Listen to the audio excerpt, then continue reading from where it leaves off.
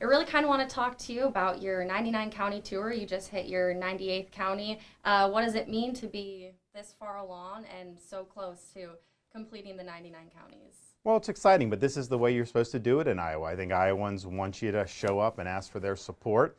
We believe every county matters, the urban counties, the rural counties, and everything in between. And so, yes, we'll be finishing that 99th soon. We're working on putting the finishing touches on that. Jasper County is the last county that we're looking to do. But when you're doing it, you're able to hear from people in all corners of the state about their concerns about the future of the country, about what they want to see the next president do. So it's not only something I think is important in terms of earning votes, it's also something that helps you as a leader to know, what people are thinking and how you can channel that into really turning this country around.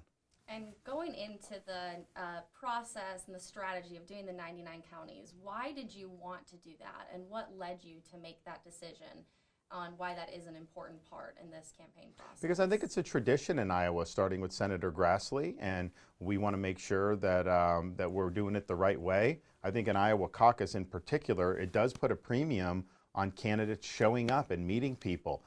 These are folks that want to be able to kick the tires and ask you questions. So we've made ourselves available and we've done it, and it's a good experience.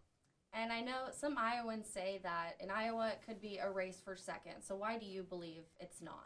No, look, a lot of Iowans are kicking the tires. I mean, even when you see, quote, Trump leading, a lot of those people in those polls are willing to vote for somebody else. And so we were just doing events the other day. People come up to me and they say, you flip me, you flip me, you flip me. So that's what we have to do, flip some of those voters and then continue to get more and more undecided voters. But we're going to win it. You got to go for number one, and that's what we're doing. So tell me about what Iowans are telling you on the campaign trail about why they think, or what they want to see in a president and why they think you are the one to do it. Well, I think they like the fact that I'm the only military veteran running, having served in Iraq back when that campaign was going on.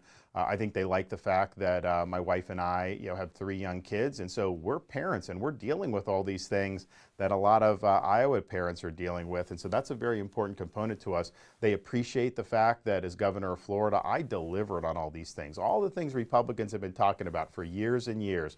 We got all of it done across the board, and our state is doing better than ever. And I think they want somebody as president who's going to fight for them when things are tough, and I have a record of doing that. They also want somebody that's going to win for them. And yes, win the election, and we won the biggest election victory in Republican history in Florida, and so we need to do that nationally, whether it's Biden or another candidate, I'll be able to beat him. But then also win on all these big issues, the border, getting the prices down, the interest rates down, making sure we have energy independence and lower gas prices. They want to see someone that actually get that done. And then finally, they want a leader. They want somebody that is going to put their interests first. They don't want any drama. They don't want any chaos. They don't want us to be diverted from where we need to go.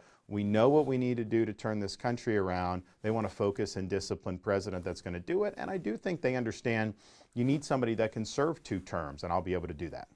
And you've spoken before about how Governor Reynolds wouldn't endorse you if she didn't think that you were the candidate to win. So how has her endorsement really propelled your campaign forward? Well, I think it's been great. I mean, she is respected across the board by Iowa Caucus goers because she's done a great job. She's been a great leader. And so when she says something like, Governor DeSantis is the best leader that I've been able to watch, that carries a lot of weight. And sometimes that will make someone on the fence. That could be enough to get them to go to me, but could also be someone, maybe they thought they were leaning towards another candidate, saying, well, wait a minute, if the governor's saying this, I got to go check this guy out. So I think it opens up a pathway for us to garner a lot more support. And, she didn't need to do that. It was not necessary. I mean, it's always easier to stay on the sidelines, but she believes in that. She believes that this is the right direction for the country. And I think that's going to be very meaningful for Iowans.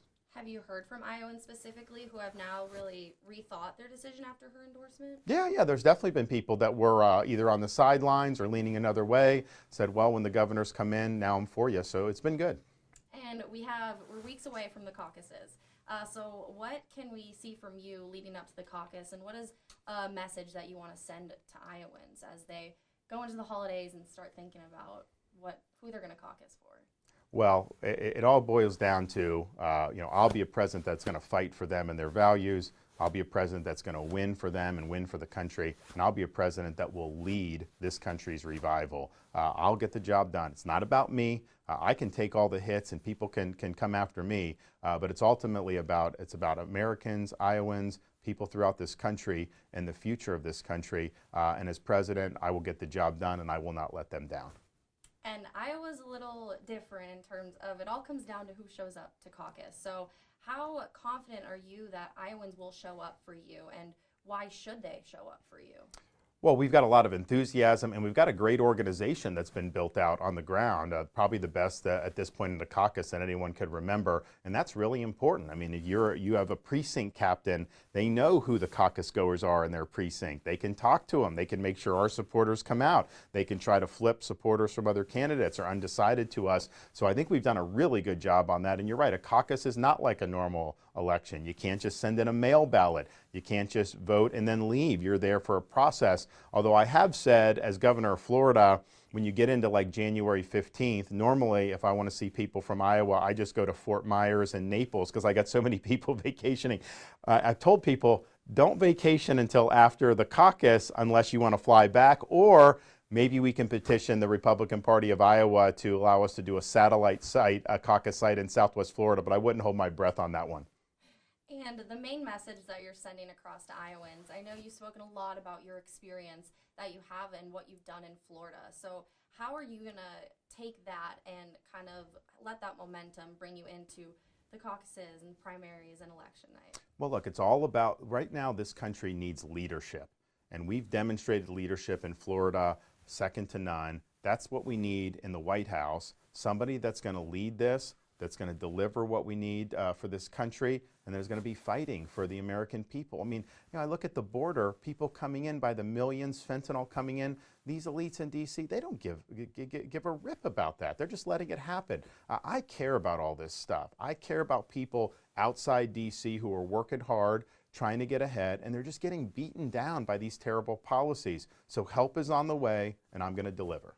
And you and Governor Reynolds have talked about how you guys have kind of run your states in similar ways, kind of gone back and forth. So how are you using that relationship to spread that to Iowans and kind of instill confidence in them for caucusing for you? Well, she's made the point on the campaign trail, if you like what we've done in Iowa, Governor DeSantis has done the same in Florida and will do the same for this country. And I think a lot of Iowa Republicans appreciate that because they have seen Iowa go in a really good direction. And you can see it. People are moving here from other Midwest states. They're fleeing these other states where they're not governed as well. So it is really, really meaningful to be able to do that. And I remember when I came here before I was running in the spring and we did stuff for my book, people started comparing the two states and they said that Iowa may be the Florida of the Midwest.